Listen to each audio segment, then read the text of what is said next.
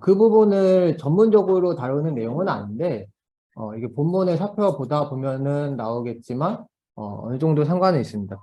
예, 공통점 중에 하나는 제가 비판적 실제론이라는 이렇게 메타 이론이고, 방법론인데, 이거를 똑같이 사용하고 있어요.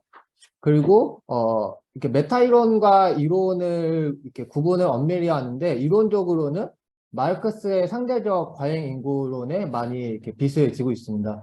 그래서 이렇게 부제가 이렇게 정해진 거고요.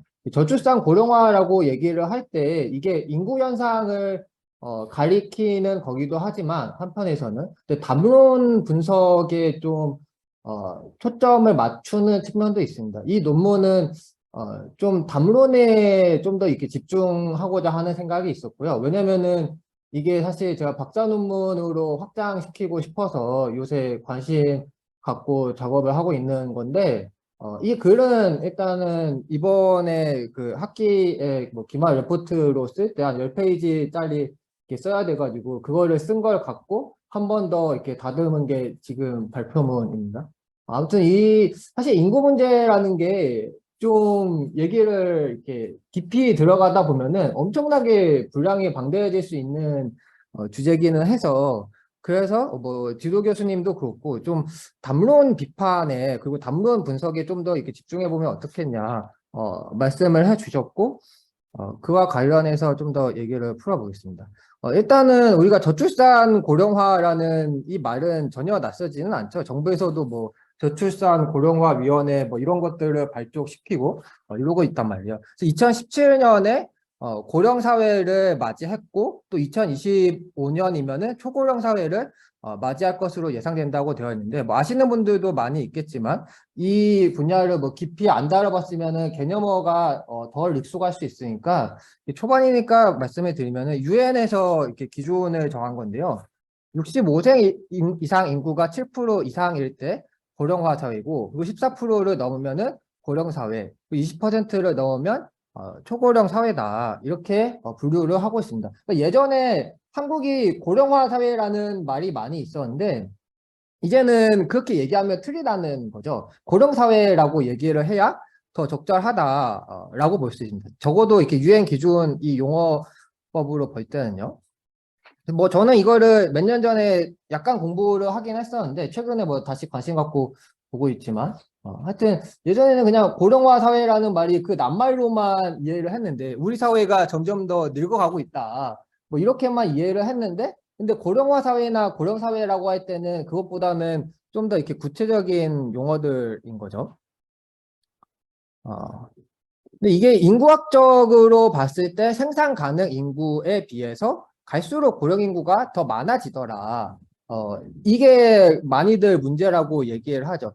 뭐, 이 글에서는 인구학을 정면으로 이렇게 불어가지고 계속 비판하고 있고, 뭐, 그렇게 하지는 않는데, 근데 인구학적 관점으로 보면은 안 되고, 이거는 사회학적 관점, 특히 이게 불평등의 관점에서 봐야 한다는 게 제 기본적인 문제의식이고요. 뭐 여러 가지 그 예측들이 있죠. 이런 저출산 고령화에 관해서. 근데 하여튼 이런 고령화에 대해서 극복하기 위한 길로 출생률을 올리는 방식이 많이 대두가 돼요. 그래서 주로 담론들을 보면은 이게 제가 비판하는 대상이죠. 출산율이 낮아서 피부양 인구에 비해, 그러니까 부양을 받는 인구에 비해서 부양 인구, 부양해주는 인구가 굉장히 낮아질 것으로 우려한다. 이 말은 즉 저출산 고령화 담론은 저출산을 원인으로 보고 고령화를 문제적 결과로 본다. 라고 제가 해석을 해놓고 있는데요. 그러니까 이거는 좀 되게 단순화한 거긴 해요. 좀 폭력적으로 단순화한 측면도 있어서 저출산 고령화 담론이라는 게 전부 이렇게 하나같이 A부터 Z까지 똑같은 그 구성을 갖고 있는 건 아니죠.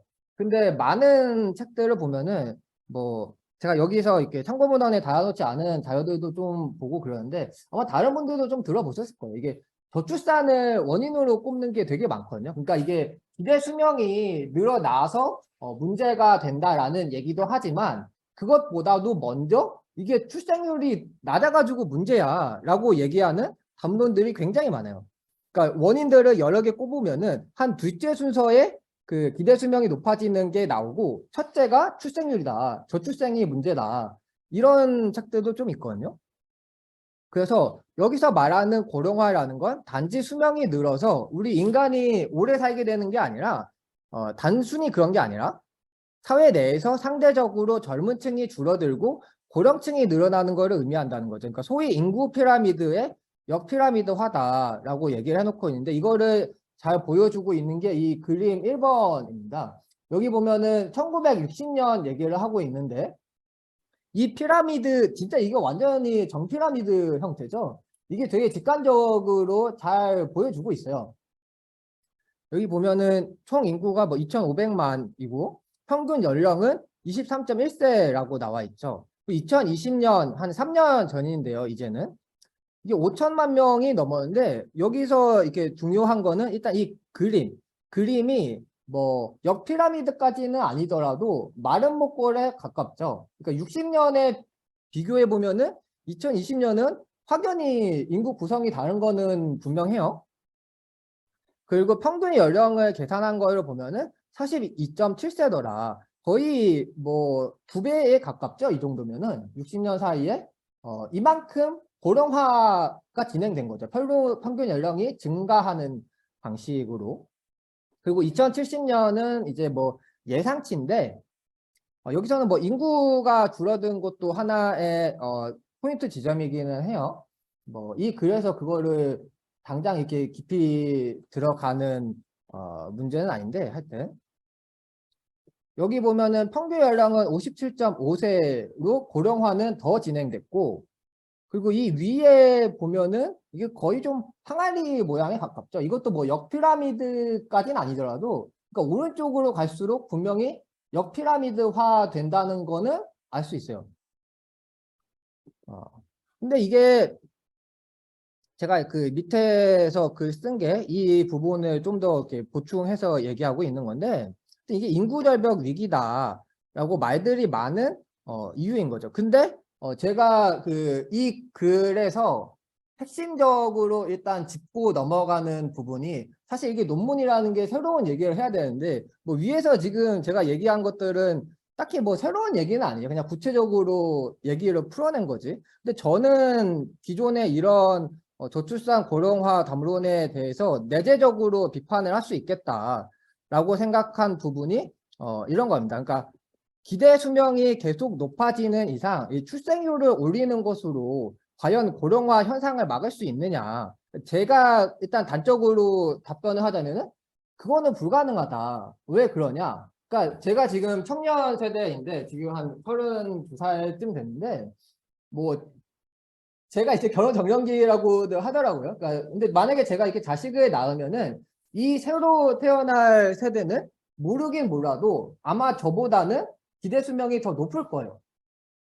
그런 경향이 현재까지 관측이 돼 왔으니까. 그리고 저출산 고령화 담론에서 얘기하는 것도 계속 수명이 연장된다라는 얘기를 하고 있거든요. 근데 이런 기본 전제 조건 하에서 따져보면은 사실 새로운 신세대는 당연히 더 오래 살 가능성이 높고 그 결과로 더 오랫동안 노화된 상태로 살 가능성이 높겠죠. 그러니까 1960년에는 80세를 최대 수명 정도로 보았다고 하는데 위에서도 보이죠. 지금 79세가 여기 왼쪽 끝에 보면은 맨 위에 있어요. 근데 오른쪽으로 가면은 다 이제 100세 이상으로 수정이 되어 있죠. 근데 앞으로는 100세, 120세로 늘어날 수 있다고 하고 뭐 이게 어떤 학자들 중에서는 뭐 2150년까지였나요? 한 150세를 넘는 사람이 과연 나타날지 안 나타날지를 두고 뭐 내기를 벌인다든가 막 네이처지에 논문이 나오는데 한 140대까지도 인간이 살 수 있다 뭐 이런 얘기도 나오고 근데 그런 얘기들이 과학적 근거가 없는 건 아니거든요.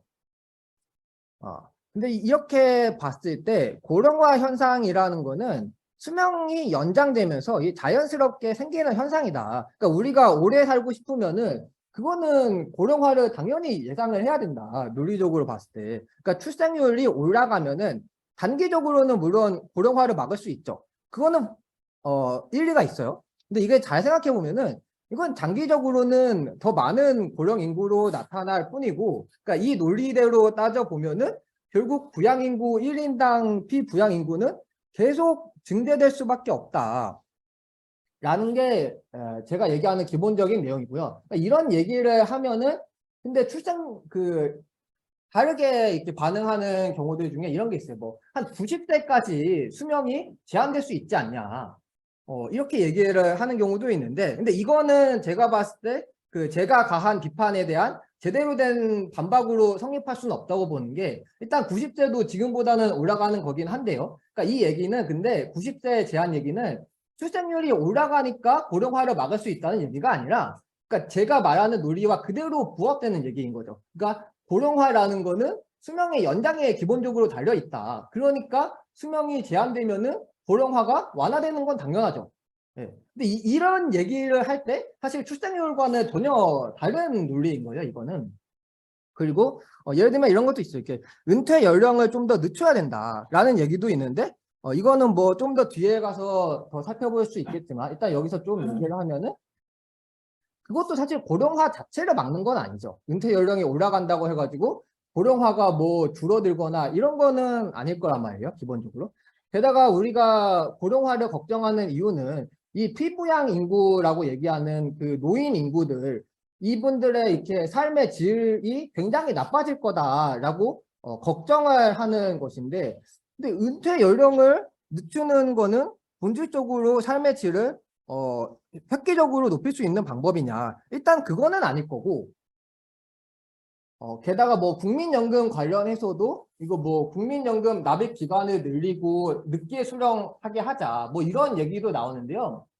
국민연금 같은 경우도 생각해 보면은 그거는 사실 해결책이 아니죠. 그러니까 기금의 입장에서 그 기금을 계속 좀 고갈이 안 되게 하기 위한 거지, 그거는 전혀 고령층을 위한 방법은 아니거든요. 그거는 그런 점에서 생각해 봤을 때는 뭐 저 같은 이렇게 마르크스주의자가 생각하기에는 해결책이라고 볼 수 없는 방법이다. 하여튼 뭐 얘기가 이렇게 좀 길어졌는데, 기본적인 얘기는 출생률이 올라간다고 해서 고령화를 막을 수 없다. 이 얘기가 초도에 짚고 넘어가는 부분이고, 그러면은 왜 저출생이 문제시 되냐, 이렇게 사회적으로 뭐 한국이 유독 심하다고는 하는데, 어쨌든 저출생을 고령화와 연결 짓는 거는 대표적인 허위의식이다 라고 제가 짚기 위해서 이 얘기를 했다는 거죠. 그러니까 우리가 이데올로기가 필연적 허위의식이라고 얘기를 하잖아요. 그러면은 왜 필연적으로 이런 허위의식이 발생하느냐, 이거를 살펴보면서 이 허위의식, 저출산 고령화 담론을 비판하겠다라는 논지가 있는 거죠. 그래서 이런 얘기를 할 때 단골로 나오는 게 아무래도 메서스의 인구론을 얘기를 하는데, 메서스는 인구론에서 빈민들은 자신의 유족을 이기지 못해 책임지지 못할 자식들을 많이 낳고 그래서 파멸에 이르게 될 것이라고 주장했다. 제가 이렇게 뭐 굉장히 이렇게 짧게 요약을 해놓긴 했는데, 어쨌든 근데 이런 메서스의 예측은 빗나갔죠. 일단은 지소비루 같은 걸 통해서 식량 생산성이 굉장히 발달했고, 그러니까 메서스의 인구론을 얘기를 할 때 한마디로 얘기하는 게 인구는 기하급수적으로 늘어나는데 뭐 식량은 산술급수적으로 늘어난다, 뭐 이런 얘기잖아요. 그리고 또 하나 메서스 예측이 빗나간 거는 이렇게 사람들의 생활 수준이 올라간다고 해가지고 무조건 이렇게 자식을 많이 낳지를 않더라. 오히려 자식을 적게 낳는 저출생 현상이 만연해졌잖아요. 선진국들에서, 소위 선진국들에서. 이런 경우들을 확인할 수 있는데, 근데 문제는 이게 형태만 바뀐 채 메서스의 논리가 사실상 반복되고 있는 측면이 있다는 거죠. 그러니까 이제는 출생률이 너무 적어지고 수명이 늘면서, 그러니까 결국에는 인구가 많아져요. 어떤 인구가 많아지냐면은 피부양 인구가 많아지는 거죠.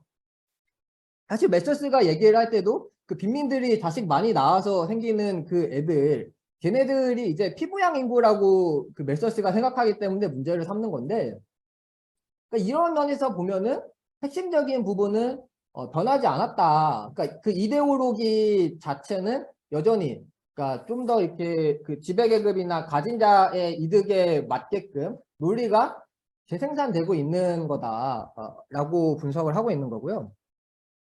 또 이게 그 피부양 인구가 많아졌기 때문에 문제라는 주장은 세대 갈등도 부추긴다는 거죠. 이건 뭐 국민연금 관련해 가지고 뭐 젊은 층이 우리가 돈 더 많이 내야 되는 거냐, 그리고 뭐 나중에 늦게 받냐, 뭐 이런 얘기들이 부추겨지잖아요. 그런 경우들 생각하면 되는데, 어쨌든 간에 그 평범한 서민들에게 책임을 묻고 있다, 전가하고 있다 라는 얘기죠. 여기서 이게 마르크스라고 하면은 그 상대적 과잉 인구론을 또 주장한 학자로 유명한데, 그러니까 멜서스가 얘기한 것처럼 인구가 너무 많아서 문제인 게 아니라 자본의 이윤 추구에 도움이 되는 노동자만 고용될 수 있기 때문에 문제다. 또 이거 짧게 이렇게 해놓긴 하는데, 사회 자원이 충분해도 실업으로 고통받는 인구가 생기게 되고, 그러니까 자본주의 사회에서는 그 상품의 가치 실현, 그러니까 상품의 형부화, 이게 그 과잉 생산이나 또 저임금이면은 그 임금을 적게 받은 노동자는 뭐 상품을 많이 살 수 없으니까. 물론 이거는 그 깊이 들어가면은 경제학적으로 되게 많은 그 분석과 토론이 필요한 부분이긴 하지만, 여기서는 일단은 짧게 다뤘는데요. 어쨌든 자본주의 사회에서 뭐 문제가 있는 거는 뭐 많이들 동의하는 부분이니까 실업자도 생기고, 아무튼 이런 체제 문제를 마르크스는 지목을 했고, 또 이렇게 기업들은 상대적 과잉 인구, 산업 예비군을 통해 임금 향상을 제어할 수 있다. 이런 분석들을 막스가 자본론 1권에서 했었죠. 그러니까 이런 그 빈민들에게 책임을 전가하는 기저에 자본의 이윤 추구가 있다라는 지적인 것이고, 오늘날 피부양 인구의 부양 문제가 저출생 때문에 해결되지 못할 거라고 담론이 형성되는 것도 그 근본 원인에 자본의 이윤 추구가 잘리에 있다. 자본가들은 저임금의 고착화를 위해 젊은 산업 예비군들이 필요하고, 또 고령의 피부양 인구를 사회적으로 책임져야 하는 부담도 싫어한다. 사실 뭐 국민연금도 그런 측면이 좀 있죠. 국민연금은 그거를 낸 사람만 나중에 이렇게 받을 수 있는, 그리고 많이 낼수록 많이 받게 되는 이런 건데, 근데 애초에 국민연금을 내기 어려웠던 뭐 실업자 같은 경우는 거기서부터 이제 나중에 제외되는 거죠. 복지 혜택으로부터 뭐 이런 측면들이 있는데, 그래서 이 글은 저출산 고령화 담론에 대해서 비판적 검토를 하고, 또 어떤 대안이 제시될 수 있는가. 근데 대안 부분은 오늘 시간이 될 수 있을지는 모르겠는데, 어쨌든 그리고 이 과정에서 저는 그 비판적 실제론이 메타이론이라고 얘기를 하는데, 그 마르크스의 상대적 과잉인구론을 현재 한국의 실정에 맞게 응용하고자 한다. 그러면서 좀 뒤에서 나오겠지만 마르크스의 개념을 제가 어느 정도 변형 재생산하는 게 있어요. 그 비판적 실제론 설명을 쭉 하는데, 오늘 여기서 이거를 깊이 들어가긴 어려울 수 있어서, 아무튼 마르크스가 19세기 멜서스주의를 비판한 맥락이 있는데, 현재 한국의 맥락은 다소 상이하다.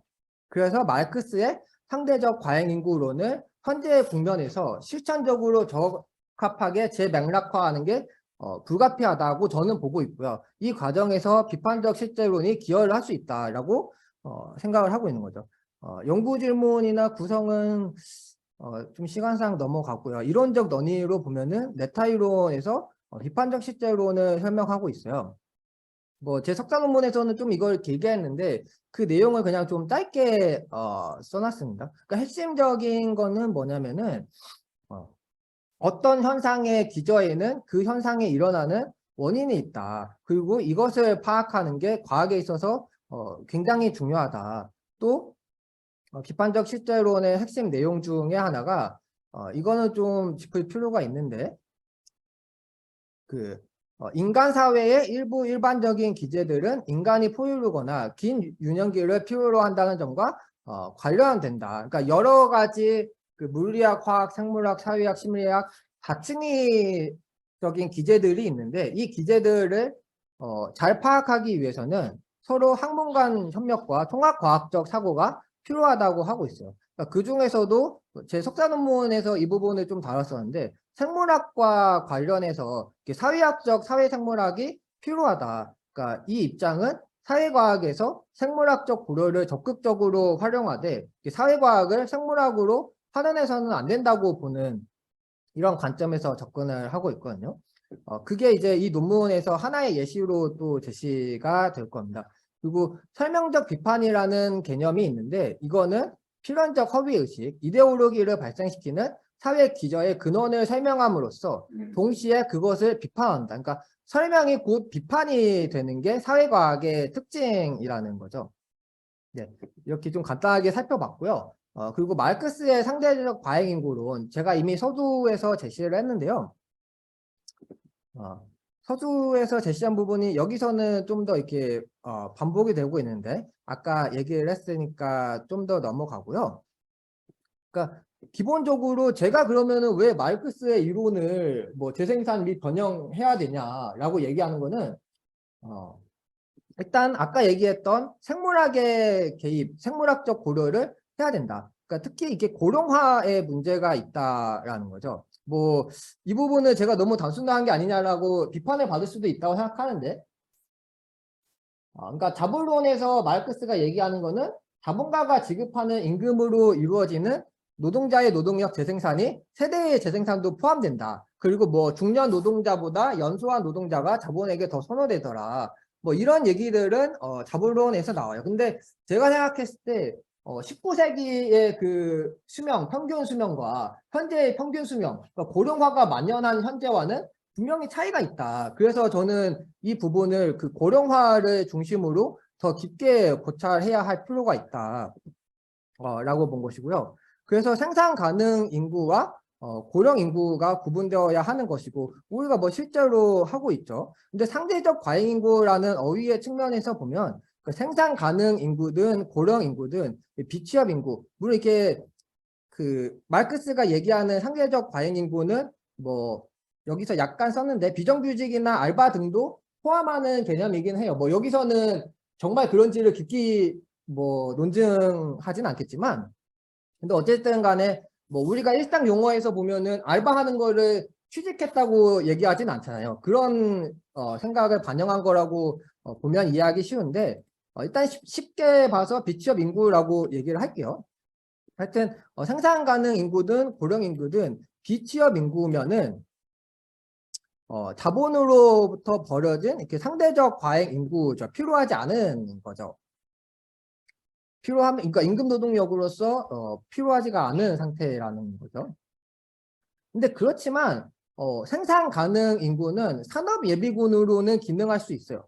하지만 고령 인구는 그 개념상 그렇지는 않다라는 얘기죠. 그러니까 마르크스는 그 상대적 과잉 인구 또는 산업 예비군이라는 식으로 얘기를 해요. 그래서 제가 이렇게 상대적 과잉 인구와 산업 예비군을 구분하지 않고 사용한다. 근데 여기서는 분석의 심화를 위해서 이 두 단어에 따라서 이 개념적으로 구분을 해야 할 필요가 있다. 이런 구분에 따르면은 고령 인구는 상대적 과잉 인구일 수는 있지만 산업 예비군은 아니라는 거죠. 그러면은 왜 이렇게 구분을 해야 되냐? 구분해서 좋은 게 뭐냐? 보면은 일단은 왜 은퇴 연령이 계속 연장되는지를 개념적으로 파악할 수 있다. 그러니까 고령이 되었어도 취업자 혹은 구직자라면은 자본의 이익과 연관이 된다는 그러니까 그 은퇴 연령에 따르면은 그 은퇴 연령을 넘는 사람들은 이 사람들은 산업 예비군이 아니죠. 그러니까 취직을 안 한다라는 그 개념에서 보면은 그런데 자본가들한테는 산업 예비군이 많아지면은 좀 더 유리한 측면이 있잖아요.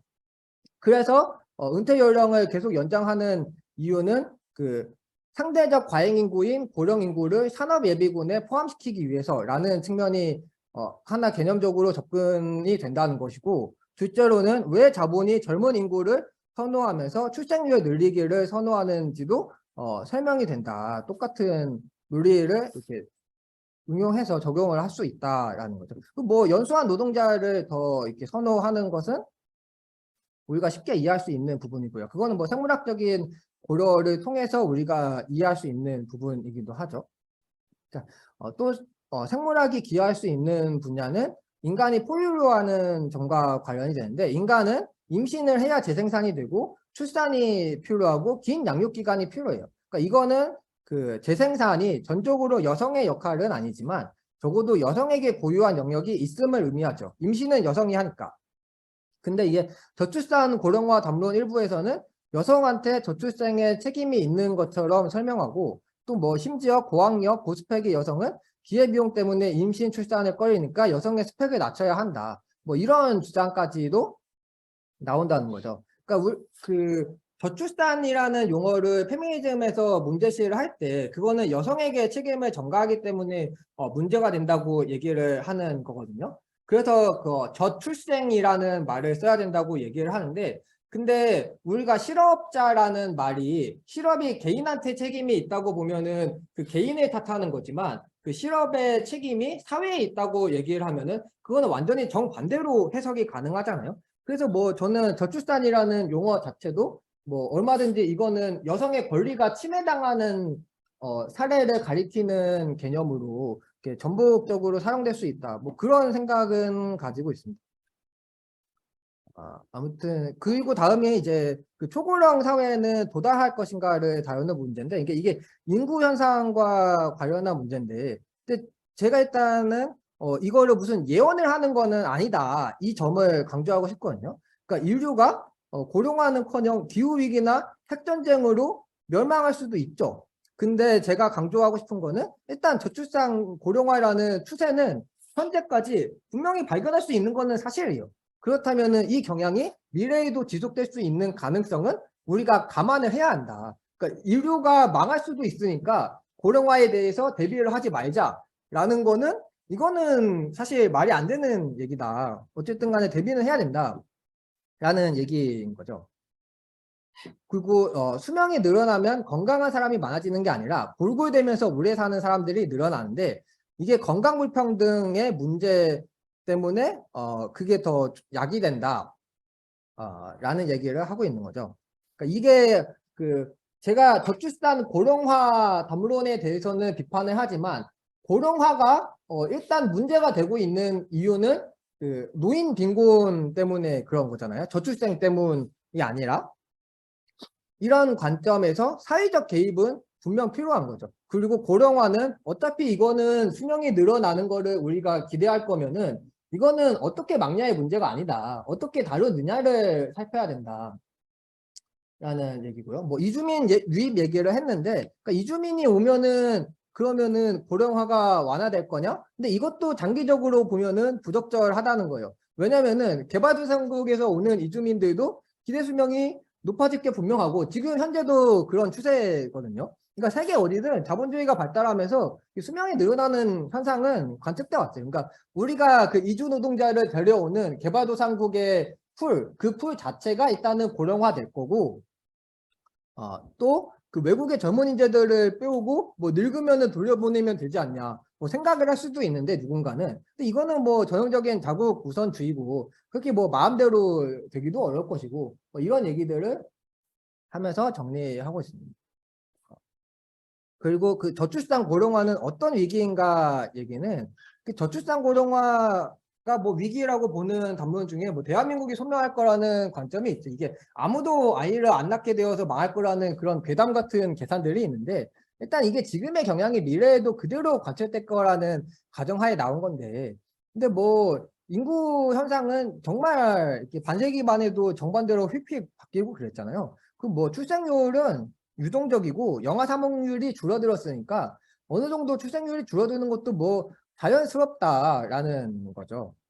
그리고 제가 이제 일본 사례를 조금 얘기를 하면은 일본이 우리보다 한 세대 앞서서 고령화 현상이 심했고 청년 실업도 심했는데 청년 실업이 심하니까 지금 한국처럼 아이를 잘 안 낳았다라는 말이에요. 경제적으로 어려우니까. 근데 그러고 나서 한 세대가 지나니까 청년 인구가 많이 줄어들어가지고 청년 실업이 굉장히 완화가 되고 지금에 와서는 외국으로부터 오히려 인재들을 끌어오려고 노력을 하고 있죠. 그러니까 일본이 이렇게 됐는데 한국에서는 그거를 바라지 않는다. 그러니까 이런 얘기가 정부 보고서에도 그대로 쓰여 있거든요. 우리 저출산 이대로 계속 가면은 나중에 일본처럼 된다. 그러니까 노동력이 비싸진다. 젊은 노동력이. 이런 얘기를 한단 말이에요. 근데 여기서 또 봐야 할 점은 지금은 일본보다 한국이 더 출산율이 낮죠. 그러니까 일본이 출산율이 반등을 한 것인데 그러니까 그 이유도 이게 그 청년 실업이 완화된 결과로 인해 가지고 출산율이 좀 올랐어요. 그렇게 분석을 해요. 그러니까 이렇게 보면은 출산율이 막 엄청나게 낮아진다라는 이런 괴담 같은 것도 그다지 실현 가능성이 없다. 이런 얘기를 하는 거고요.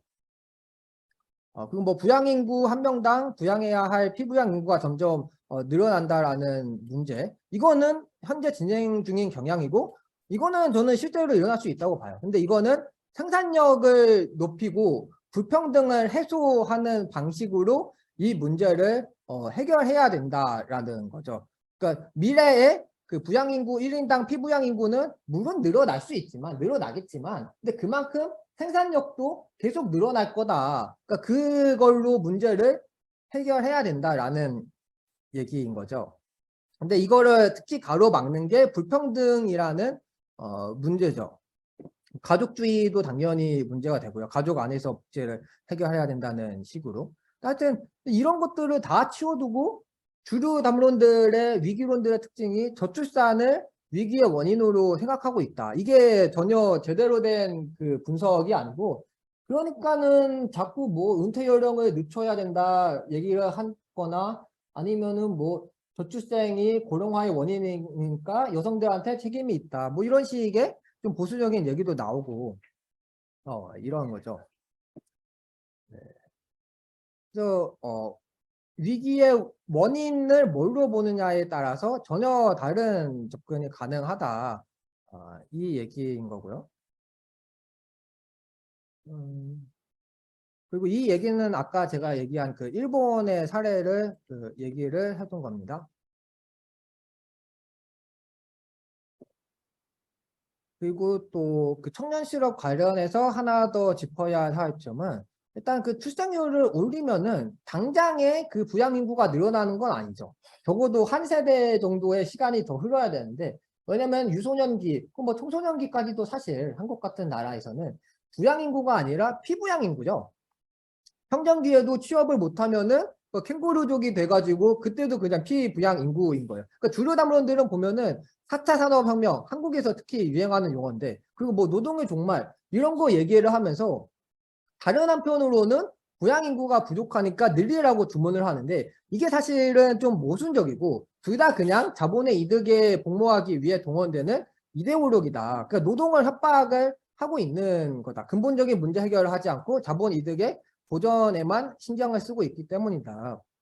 라고 비판을 하는 거죠. 그러니까 우리가 뭐 상대적 과잉인구 법칙을 얘기할 때도 말하는 거지만, 그러니까 미래에도 뭐 계속해서 상대적 과잉인구는 존재할 것이다라는 거죠. 그러니까 뭐 노동력이 절대적으로 부족해가지고 아이를 많이 낳아야 되냐, 그런 거는 아닐 거다. 이런 게 기본적으로 깔려 있는 이야기였습니다. 그래서 뭐 대안 얘기는 5장에서 다루고 있는데요. 일단 생산력과 그 불평등, 생산력을 높이고 불평등을 완화시켜야 된다. 이거는 기본적인 방향이고요. 뭐 그렇다고 해서 제가 뭐 그냥 계량주의적인 그 길로 가야 된다고 얘기를 하는 건 아니고, 그냥 이렇게 원론적으로 봤을 때 생산력을 높이고 불평등을 낮추는 게 그게 길인 거는 맞다는 거죠. 그리고 이게 문화의 문제도 있는데, 이 문화의 문제 같은 경우는 근데 뭐 요새 넷플릭스 같은 것도 보면 이게 정보제 성격이 있잖아요. 그러니까 이런 부분들을 통해서 많이 해소가 될 거다. 그 얘기고, 기본소득 얘기를 하고 있는데, 그 기본소득 얘기를 할 때 이거는 뭐 지금 제 옆에 계신 분이긴 하지만 하태규 선생님의 영향을 많이 받은 거긴 한데요. 그러니까 제가 여기서 그 강조하는 점은, 그 기본소득에 대해서 비판하는 뭐 마르크스주의자들 중에서도 비판하시는 분들이 사실 꽤 있죠. 뭐 김성구 교수님 같은 경우 비판하는 논리 중에 하나가 그러니까 일을 안 하게 된다. 자본주의 사회에서 노동은 소외되는 건데 기본소득 준다고 하면은 당연히 기본소득 받고 일을 안 하니까 사회적으로 뭐 경제가 생산이 제대로 돌아가기 어렵다. 뭐 이런 말씀을 하셔야 하는데, 근데 그 노인 인구, 그러니까 산업 예비군이 아닌 상대적 과잉 인구, 이런 사람들의 경우에는 노동이 유인되지 않아도 상관없기 때문에, 오히려 노동이 유인되지 않는 게 더 좋을 수도 있기 때문에, 물론 뭐 취미 삼아 일하고 싶으시다면은 하시는 게 좋겠지만, 이런 경우에는 기본소득이 도움이 될 수 있다. 또 이렇게 아이를 낳고 싶어도 경제력 때문에 못 낳는 사람들에게 어느 정도 도움이 될 수 있다. 그러니까 아이를 못 낳는 거는 그 재생산권이 침해되는 문제이기 때문에 그런 부분이 개선되어야 되는데 우리 사회가 이미 그게 시급한 상황이다. 라는 얘기죠. 뭐 그 외의 얘기들도 사실 중요하긴 한데 제가 이미 시간을 많이 쓴 것 같아서요. 아무튼 제가 그냥 마무리로 이 논문을 마무리하면서 좀 아쉬운 점은 그러니까 인구 현상 문제가 정말 다양한 문제들과 연결될 수 있는데 좀 경제적인 문제에 많이 한정돼서 얘기를 하긴 했어요. 그러니까 이게 뭐 소위 페미니즘, 여성운동과도 어느 정도 이렇게 관련이 있을 수 있고 뭐 생태학적인 얘기로 더 많은 얘기들을 할 수도 있을 텐데 뭐 제 개인적으로는 이게 박사 논문에서 다루게 되면은 좀 더 이렇게 넓은 범위들을 다루고 싶다는 생각은 있는데 어쨌든 여기서는 좀 더 지박적인 얘기를 하고 결론을 내야 되니까 그리고 또 제 역량의 문제로 이게 담론 비판에 많이 한정했다. 이게 좀 아쉬운 얘기로 남고요. 뭐 향후에 이거를 좀 더 넓혀보고 싶다는 제 기대를 갖고 현재는 이 부분을 계속 발전시키고자 하고 있습니다. 제 발표는 여기까지입니다. 네, 고생하셨습니다. 네, 뭐, 중요한 문제인 것 같아요. 그, 질문, 의견 구분 없이 얘기해도 될 것 같아요. 내용이. 제가 이렇게 얘기해주면 될 것 같습니다. 예, 제가 그러면은 의견을 좀 말씀드리겠습니다. 이게 뭐 질문할 만한 내용은 너무 미리 읽어봤기 때문에 특별히 없는 것 같고요. 의견이랑 컴퓨터 위주로 여쭤보겠습니다. 저는 여기 오늘 아주 재밌게 읽었고요. 최근에 전출생 세대비 그리고 뭐 이제 뭐 한국의 소멸 이런 얘기도 하지만 이제 뭐 지역 소멸을 가지는 거가 관대 있고 말씀하신 국민연금의 뭐 대표 문제 직접적으로 연관되어 있는 그리고 미국시는 바대로 이제 언론의 성격에 문제가 하는 것들을 막스적 이제 문제의식에서 잘 비판적으로 검토를 하셨고 기본소득을 이제 제가 얘기하는 논의들을 이제 반영했다고 해서 제가 이제 이거 뭐 좋게 생각하는 게 아니라 현실적인 이제 논리 구성이나 이런 것들이 굉장히 적절하게 잘 되어 있다 이런 생각들은 들었습니다.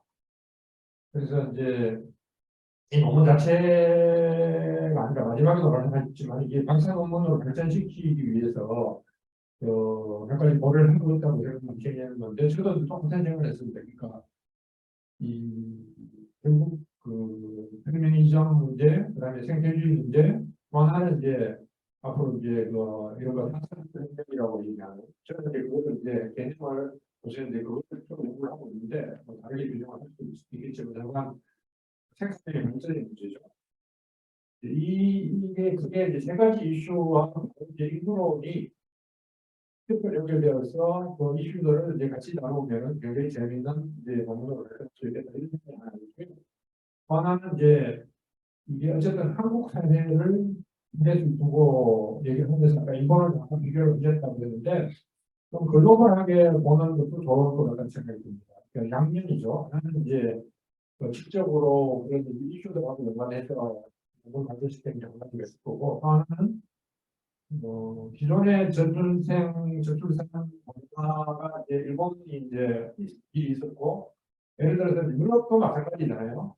그러니까 이제 프랑스라든지 우리가 이제 언론에서 보듯이 일본도 그렇지만은 굉장히 저출산 출생률이 줄어들었다가 다시 회복이 됐다 그러죠. 그게 무슨 이유인지 모르지만 그런 게 하나가 있고 그 다음에 이제 주로 아프리카를 얘기를 할 때 생존율이 굉장히 낮고 우리나라 60년대 같이 그리고 세계 인구에서 이제 아프리카들이 이제 아니면 이제 라틴 아메리카 쪽에 남미계 인구 미국 같으면은 이런 쪽에서 세계 인구의 이제 경제를 주도할 것이다 앞으로 이런 이제 논의들이 있죠. 그러니까 제가 이제 궁금한 거는 그런 식의 그 전 세계적 차원에서 통계를 가지고 얘기를 할 수 있는지 아니면은 또는 어떤 이제 샘플로 뭐 일본 사례, 프랑스 사례, 아프리카나 뭐 이런 데 특정 사례 이런 것들 가지고 서로 비교를 하면서 시간적인 선택에서 흐름이 다를 거 아닙니까?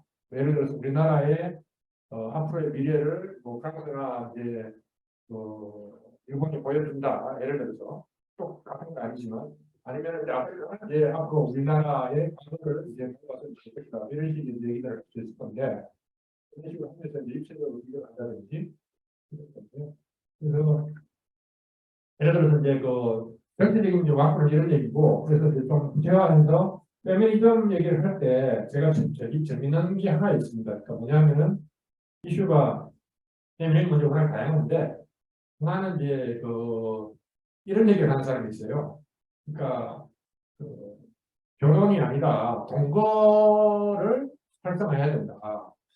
그러니까 이게 이제 유럽 같은 데는 동거 문화가 굉장히 발전되어 있습니다. 그러면서도 이혼이라든가 이제 해체율, 그러니까 가족의 해체율도 더 낮고 우리나라가 이혼율이 3분의 1이라 그러는데 이게 그래서 사회적으로 굉장히 원활하다. 그러면서도 출생 문제도 더 원활하게 해결됐더라.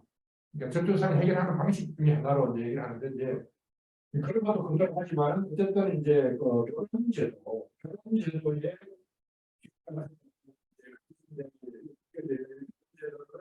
예를 들어서 헬게스가 이제 세금으로 이런 식의 이제 연관해서 직접적으로는 결국 이제 동거제 같은 게 어떤 의미가 있는지 저는 이제 그게 아마 좀 얘기해 볼 만한 이슈가 아닐까 이런 게 있고요. 그다음에 이제 생태주의 관련해서는 결국 이제 성장 이제 지금 이제 본문에서도 생산력 발전과 이제 경제적 불평등, 사회적 불평등을 해소하는 게 이른바 저출산, 저출생 고령화 문제의 해결책이다 이렇게 완전 전적으로 동의를 하는데 그와 그렇게 되면은 지금 이제 생태주의적으로 과연 이제 계속적으로 그 존재를 그 자리 존재로서 인구를 현재같이 이렇게 적게 낳는 거는 자연스러운 현상이다. 그래서 이제 어쨌든 사회 경제적으로 그걸 해결하는 게 중요하지. 돈을 해가지고 억지로 실현도 안 되겠지만 투자를 많이 하도록 유도하는 거는 의미가 없고 그런 건데 그런데도 어쨌든 생산력이 발전이라는 걸 전제를 하고 있는 거죠. 생산력이 발전을 전제를 하고 있는데 지금은 당장 이제 생태주의적 관점에서 이 활성장 부분이 있지 않습니까? 그러니까 이제 그거하고는 이제 결이 조금 다른 거죠. 그러니까 이제 그거에 대한 이제 막스적 관점에서 대하는 그러면은 대안적 성장이라 할까? 아니면 막스적 관점에서 탈성장을 얘기를 해야 되는가? 이게 이제 인구 문제를 그러니까 적정 인구. 그러니까 어쨌든 지금은 이제 저출산을 하지만 계속 저출산을 하면은 예를 들어서 그러니까 2인 가족에서 2명이 나와야 되는데 계속 1명이 나오면은 계속 쪼그라들 거 아닙니까? 전체 인구는 아무리 출산이 늘어나더라도 생존 기간이 늘어나더라도 이제 그런 게 이제 바람직한 건지 그게 이제 어느 정도까지 하다가 아까도 말씀하셨지만 인구라는 게 패턴이 계속 인구 이제 출산율 패턴이 수십 년 만에 계속 바뀌기 때문에 자연스러운 건데 어쨌거나 이제 합리적인 인구 규모 내지는 이게 이제 성장 전문과 연결해서 이런 것들을 또 얘기를 할 수 있을까 뭐 그런 게 하나 있고요. 그다음에는 이제 아까도 이제 산업 예비군과 사회적 과잉으로 구분하셨잖아요. 이제 막스 시절에는 그 구분이 필요 없었던 거죠.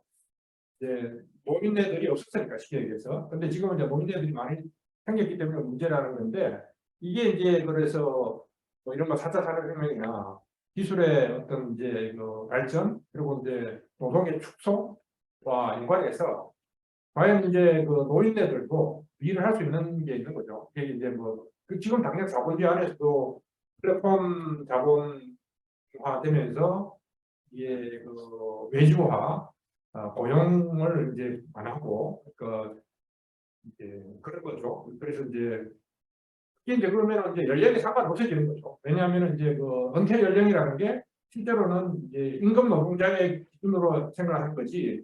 지금 같은 추세가 이제 유지가 되면은 사실은 고용 인구가 아니라 그냥 이제 고용하지 않은 노동자 위주로 자본주의적인 노동시장이나 노동 구조를 재편하는 흐름이 굉장히 있거든요. 그러니까 이제 이런 거가 연관되면은 실제로 이제 뭐 우려하듯이 자본의 과잉과 은퇴 연령들도 다 포함하는 방식으로 이렇게 재편이 될 수도 있는 거고. 예를 들어서 그런 건데 그런 거와 연관해서 이런 이제 그 이런 걸 하는 것들이 문제에 변화가 또 어떤 영향을 미치고 있는 이런 것도 더 얘기를 할 수 있으면 좋겠다 이런 생각입니다. 예, 저한테는 문제겠다. 네, 답변은 한꺼번에 해주시면 될 것 같고 시간이나 의견 질문 뭐 다 상관없습니다. 여기 뭐 말씀하신 분이 말씀하셨습니다. 한마디만.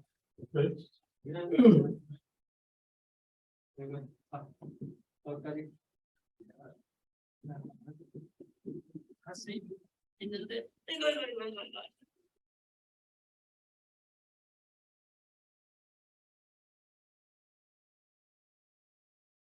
얘기하세요.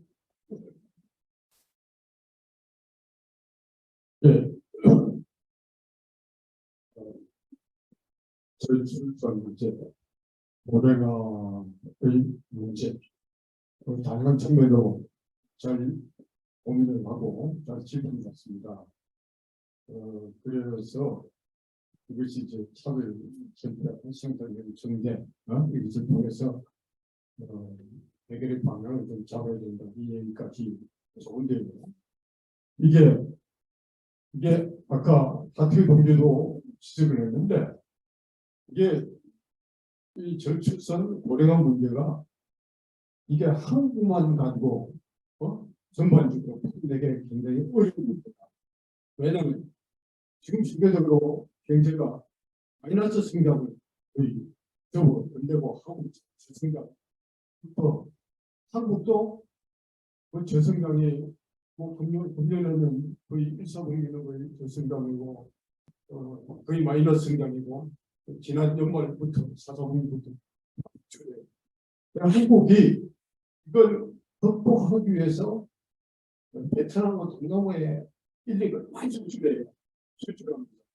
또 무역을 중국하고 동남아, 그다음에 아프리카 이렇게 무역을 엄청나게 하면서 이 부분을 알아야 되고 생산력도 일종의 세계적인 차원에서 이미 그렇게 하고 있거든요. 그래서 이것은 바로 세계적인 흐름을 상당히 좀 고민을 많이 하고 있으니까 그런 차원을 좀 접근을 하는 것이 그걸 접합시켜야 문제가 아마 효과적으로 해결 방안을 찾을 수 있을 거다 이렇게 저는 생각합니다. 이상 한 가지만 말씀드립니다.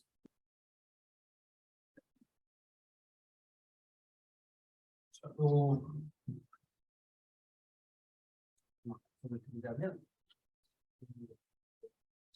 출생 담론이잖아요. 담론인데 저는 이제 이런 생각을 해봤거든요. 이거를 담론을 누가 그 가장 퍼뜨리기를 원하는가?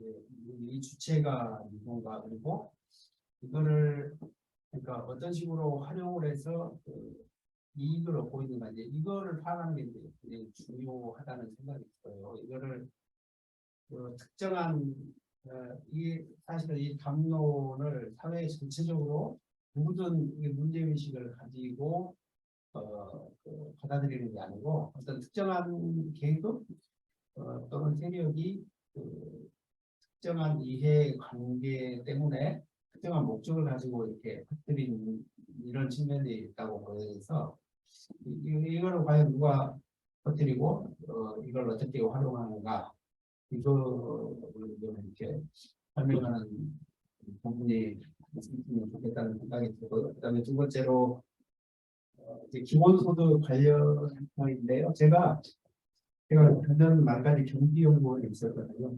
경기연구원에서 기본소득을 연구를 하라고 해가지고 제 의지하고 상관없이 기본소득을 연구를 했는데 특히 이제 그 재원을 어떻게 마련할 것인가 이걸 연구를 했거든요. 네. 이제 크게 보면 재원 마련 방법 두 가지예요. 하나는 세금이고 하나는 기타 방법인데 이 세금 가지고 이 재원 마련하는 게 몹시 힘들다. 이 세금은 그 아이디어만 가지고 되는 게 아니고 이게 세금은 구체적으로 어떻게 정치적인 힘으로 이거를 이제 강제로 생산을 해가지고 있는 거잖아요. 그것까지 고민을 해야 되는 측면이 있는 건데 예를 들어서 종부세 뭐 이런 거가 사실은 아이디어가 좋은데 종부세를 어떻게 정치적으로 힘을 동원해서 뭐죠 이렇게 반항 없이 거둘 수 있는 건지 이런 거 고민이 없으면 종부세 거두면 이거 무조건 정치적으로 실패라는 생각이 들어요. 이 기본소득 재원 마련도 마찬가지라는 생각이 들어요. 이게 그러니까 어떤 정치적인 아이디어만 가지고 이제 되는 게 아니라는 게 그런 측면이 있는 거고 그래서 제가 이제 연구했던 거는 세금 말고 다른 방법이 없을까를 이제 생각을 해보자 해가지고 화폐 발행 차익 이제 생각을 했던 겁니다. 지금은 화폐를 발행을 해서 화폐는 창업은행을 통해서 이제 발행을 하고 있는데 창업은행을 통해서 발행을 하다 보면 이제 화폐 차익을 대부분 창업은행이 가져가를 가져오게 됩니다. 다른 발행 방식이 있을 수 있거든요. 창업은행이 통하지 않는 방식이 있을 수 있는데 제가 이제 의논했던 건 그거였는데 아무튼 세금 가지고 이렇게 처음 마련하는 건 몫이 힘들다. 세금에 대해서는 어떤 경제력을 동원할 수 있는 이런 절차가 필요하다. 다른 수단은 뭐가 없겠는가? 이게 저항 없이 만들 수 있는 게, 재원을 만들 수 있는 게 화폐의 차익을 가져오는 이런 게 있을 수 있다고 이제 생각을 해가지고 제 연구를 했었거든요. 아무튼 그 재원 부분에 대해서 설명을 할 때 그런 측면들이 조금 고려가 될까 그런 생각입니다.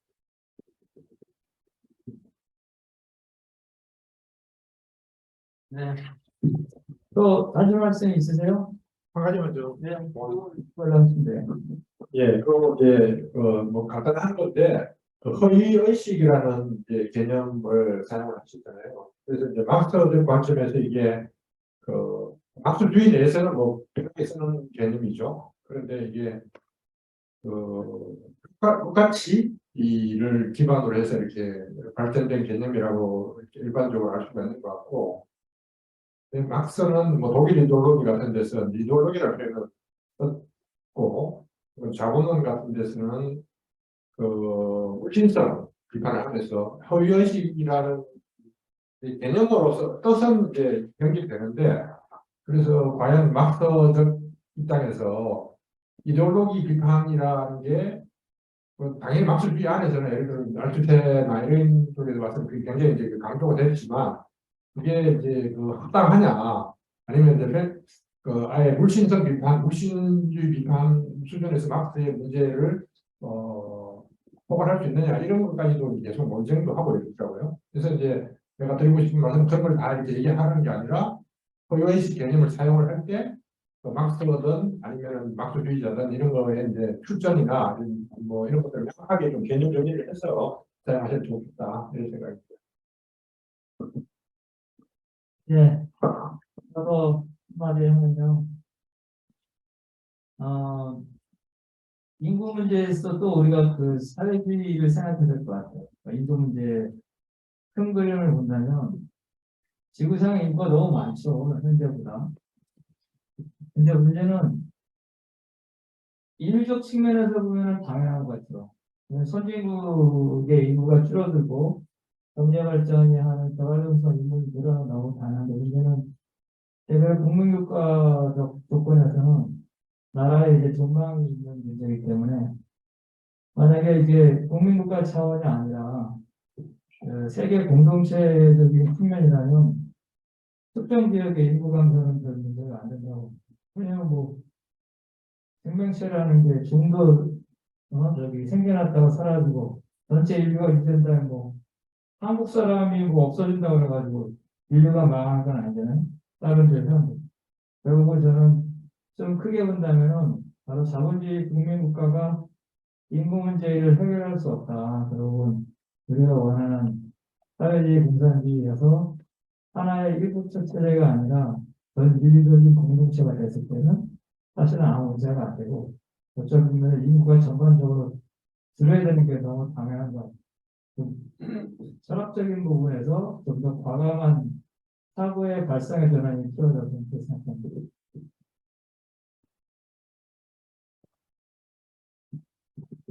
그 시간이 됐으니까 더 마지막 한 번 더 말씀하실 분 있으신가요?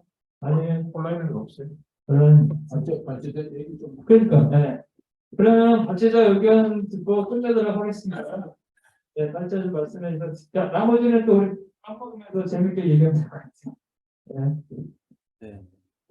일단은 그 코멘트와 질문이 많았다는 생각이 들어서 이거를 제가 다 이렇게 구체적으로 답변을 드리기는 어려울 수도 있는데 또 아쉬운 거는 제가 사실 이렇게 일정 중간에 나와서 발표를 하느라 그러니까 이따가 끝나면은 바로 어디 가야 돼서 좀 아쉬운 점은 있네요. 그래도 뭐 다른 기회에 또 그 말씀을 나눌 수도 있을 것 같고 저도 사실 근데 이게 아직 그 박사 논문 구상의 초안 1차 초안일 뿐이어서 다음에 또 더 이렇게 좀 더 심화된 내용 혹은 다른 내용으로 얘기를 나눌 수 있을 것 같다는 생각도 들어요. 근데 일단은 근데 저는 이게 개인적인 고민인데, 그러니까 말씀해주신 부분들이 하나하나 중요한 내용이고 이렇게 동의도 하고 있는데요.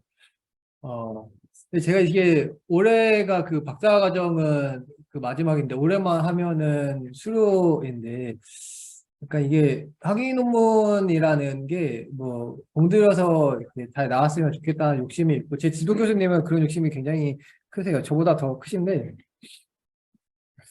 그 또 하나 생각이 드는 거는 저는 개인적으로는 제 취업을 그렇게 걱정을 안 하고 있었는데 저는 원래 이렇게 사회운동사 갖고 박사 논문을 쓰고 싶었거든요. 그래서 그 지난 학기, 그러니까 박사과정 1학기 때는 그때는 사회운동사 관련해서 막 글도 쓰고 공부도 하고 교수님한테 보여드리기도 했는데 되게 이렇게 안 좋아하시더라고요. 그러니까 안 좋아하는 이유는 크게 두 가지였는데 첫째로는 너무 방대하다. 너가 이거를 잘 해낼 수 있겠냐. 그리고 둘째로 이거 쓴 다음에 너 어디 취업할 건데? 라는 말씀을 하시더라고요. 뭐 그 전까지는 별로 걱정을 하지 않았는데 뭐 지도 교수님의 약간 그 마음에 들어야 이렇게 통과가 되는 부분도 있긴 하고 그 생각해 보니까 약간 취업이라는 문제도 생각이 되긴 하더라고요. 근데 이게 그 인구 문제는 뭐 사실 이 고민은 몇 년 전부터 있기는 있었어요. 근데 그러다가 어느 날 생각해 보니까 이거를 내가 논문으로 가져갈 수도 있겠다라는 생각이 들었고 이게 저출산 고령화 문제가 굉장히 핫한 이슈고 뭐 저랑은 이렇게 정반대되는 입장인데 저랑 이렇게 한 학기 선배인 그 석사 졸업하신 분이 실제로 이렇게 고령화 문제 다루는 뭐 저출산 문제 다루는 저출산 연구소였나 그랬을 거예요. 그쪽에 들어간 분도 있어요. 그래서 차라리 뭐 좀 더 이렇게 대중적인 주제를 다뤄보는 게 어떻겠냐. 뭐 이런 얘기를 하셔가지고 사실 이 주제를 선택하고 좀 더 깊이 파고든 부분도 있었거든요. 물론 이렇게 석사 논문이랑 연관도 되긴 하지만 그러니까 이게 마지막에 말씀해 주신 부분이 되게 좋은 내용이고 저도 이렇게 동의하는데 이 부분에 근데 그 논문에서 구체적으로 어느 깊이까지 들어갈지는 저는 사실 아직 결정을 못 하긴 했어요. 이게 지도 교수님이랑 맞아야 되는 부분도 또 있고 하니까 사실 저는 이게 말씀 들으면서 드는 생각이 이게 우리가 생태 위기, 기후 위기라는 게 이게 자본주의가 해결할 수 없고 그러니까 자본주의를 전복해야 하는 동기와 기회를 주는 그런 상황일 수도 있다. 뭐 이런 얘기도 있는데 인구 위기도 좀 그런 관점에서 볼 수 있지 않을까 하는 생각이 들었거든요.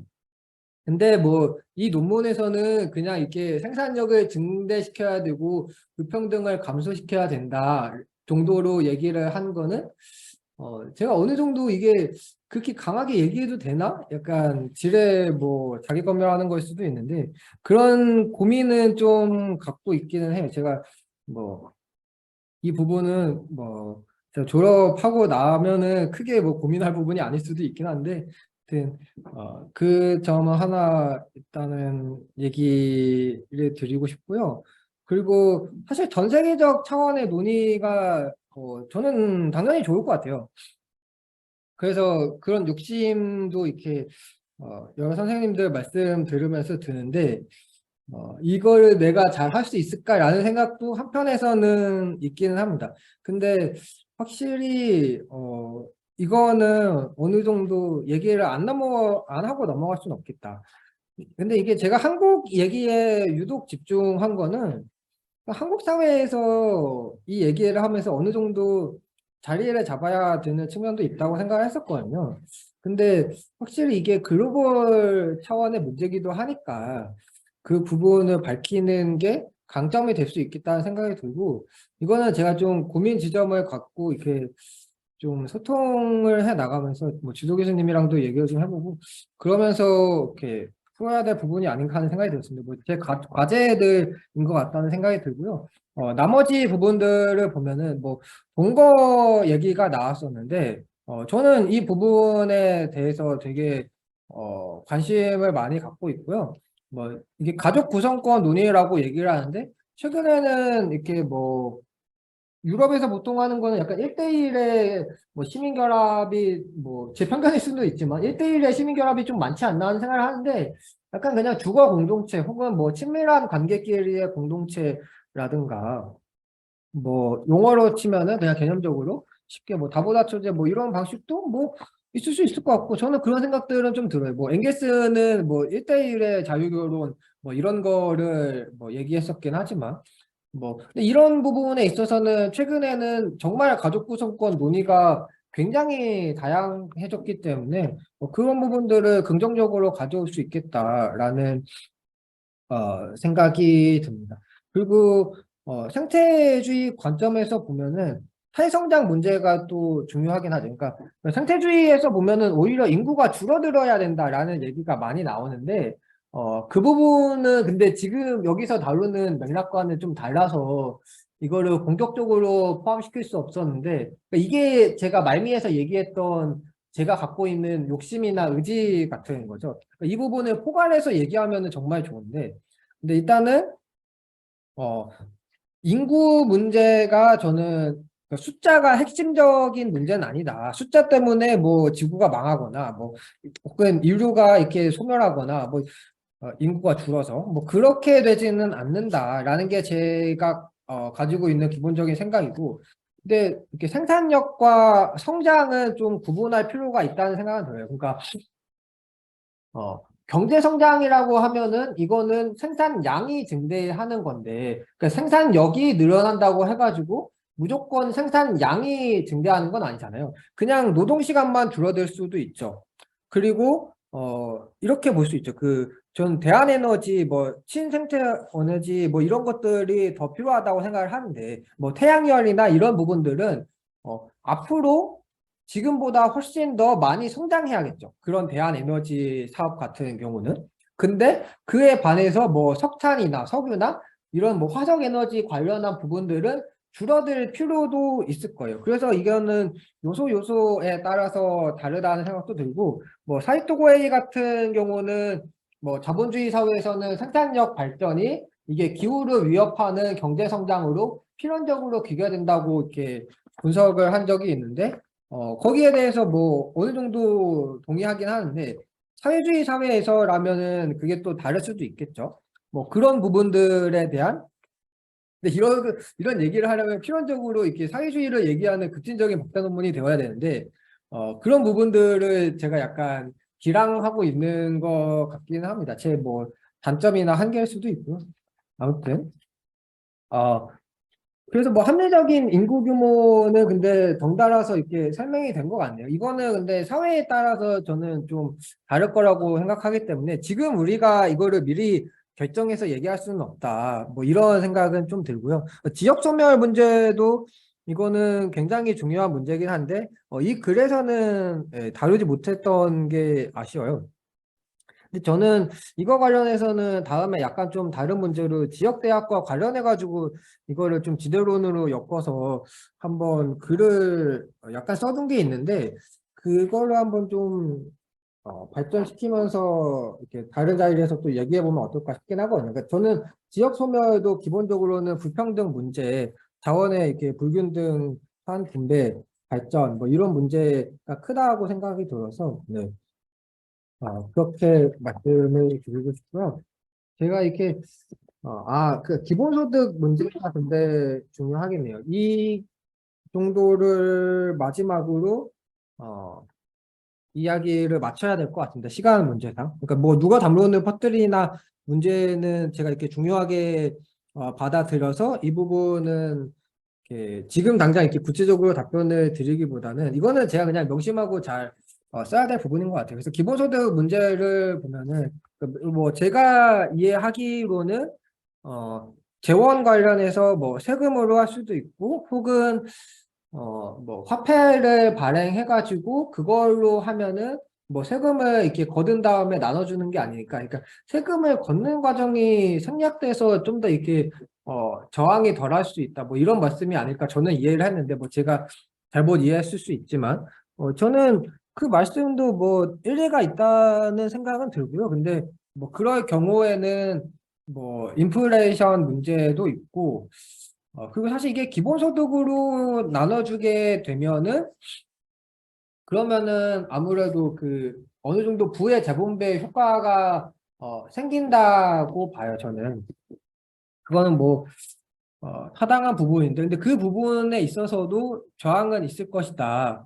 이런 부분이 좀 걸리는 게 있고요. 그러니까 제가 발표하면서는 그거를 이렇게 그러니까 시간 관계상 넘어가는데 이거는 사실 이렇게 하트균 선생님이 자주 하시던 말씀이기도 해가지고 제가 이거를 이렇게 구체적으로 그러니까 말로써 다루지는 않았었는데 그러니까 종부세 같은 경우도 저는 좀 문제가 있다는 생각이 들어요. 그러니까 종합부동산세 같은 경우는 이게 너무 엄격하면은 그 세금을 안 내야 되거나 혹은 덜 내도 되는 사람이 일종의 이렇게 세금 폭탄이라는 어휘로 이렇게 불리는 그런 상황에 처할 수 있다고 생각해요. 뭐 가끔씩 뉴스나 신문에서 그런 사례를 나오는 게 그러니까 그게 거짓말은 아니라고 생각을 하거든요.